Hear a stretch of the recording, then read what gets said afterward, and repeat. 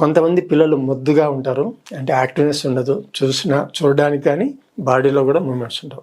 వాళ్ళలో ప్రాబ్లమ్స్ ఎట్లా, దానికి హోమియోపతిలో ఏమైనా ఉన్నాయా అని చెప్పి మెడిసిన్స్ ఉన్నాయని అడగడం జరిగింది. నమస్తే అండి, నా పేరు doctor DVRD, senior homeo consultant and Sneha homeopathy.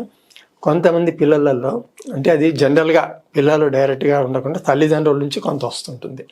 వాళ్ళు ఎలాంటి వారు, వాళ్ళ యాక్టివ్నెస్ ఏంటి, వాళ్ళ ఎడ్యుకేషన్, వాళ్ళు చేసే పని, కొంతమంది అట్లా ఉంటారనమాట. కాబట్టి డైరెక్ట్గా పిల్లలకు తల్లిదండ్రుల నుంచి వచ్చిన డిఎన్ఏ నుంచి వచ్చే లక్షణాలు పిల్లల్లో కూడా ఉంటాయి. సో కొంతమంది మొద్దుగా అంటే యాక్టివ్నెస్ ఉండదు, మందమతి అని అంటారు కదా, ఆ విధంగా ఉంటారు పిల్లలు. సో ఒక 50% వీళ్ళని డెవలప్ చేయడానికి హోమియోపతిలో కొన్ని మందులు ఉన్నాయి.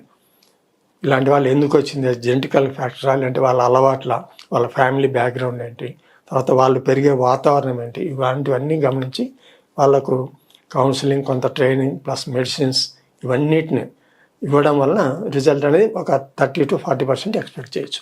దీంతో పాటు వాళ్ళకి ఇచ్చే ఆహారం ఎటువంటిది, అంటే దాంట్లో విటమిన్స్, ప్రోటీన్స్, ఫ్యాట్స్ కరెక్ట్గా ఉన్నాయా లేదా, ఊరికే కడుపు నిండా అన్నం పెట్టడం కాదు, దాంట్లో కొన్ని క్వాలిటీస్ కూడా ఉండాలి. దానివల్ల కూడా మెదడు డెవలప్ అయిపోయి యాక్టివ్నెస్ అనేది తయారవుతుంది. సో దీనికి కారణాలు అన్ని రకాలుగా చూడవచ్చు. తల్లిదండ్రుల నుంచి వచ్చేది, వాళ్ళు పెరిగే వాతావరణం, వాళ్ళు తీసుకునే ఫుడ్. సో ఫుడ్ కూడా దాని మీద ఇన్ఫ్లుయెన్స్ అవుతుంటుంది.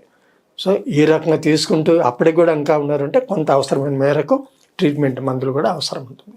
అది మన హోమియోపతిలో ఎక్సలెంట్గా ఉన్నాయి, without any side effects, safe అనమాట మెడిసిన్స్ కూడా. ఇలాంటి పిల్లలు ఎవరైనా ఉండి మీరు తెలిసిన వాళ్ళు ఉంటే మీరు కంపల్సరీగా రికమెండ్ చేయండి. హోమియోపతిలో ఎక్సలెంట్ మందులు ఉన్నాయి. ఈ నెంబర్కి కాల్ చేసి అపాయింట్మెంట్ తీసుకోండి. మందులతో పాటు కౌన్సిలింగ్, డైట్ ఇవన్నీ కూడా మీకు చెప్పడం జరుగుతుంది. నమస్తే.